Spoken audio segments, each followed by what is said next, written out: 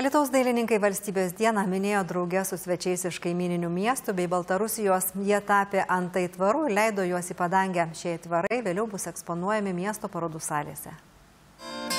Viskas keičiasi ką tik pranyko greičiau. 20 menininkų iš Alytaus, Kauno, Prienų, Druskininkų ir Gardino ne tik tapė ant aitvarų, bet mokė ir šventės svečius. Aitvarai ir menininkai turi kažką bendro.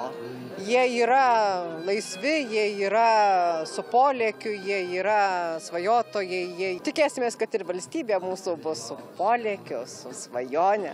Dailininkai sako, kad tapyti ant aitvarų sudėtingiau nei ant drobės. Jie turi būti išraiškingesni ir spalvingesni.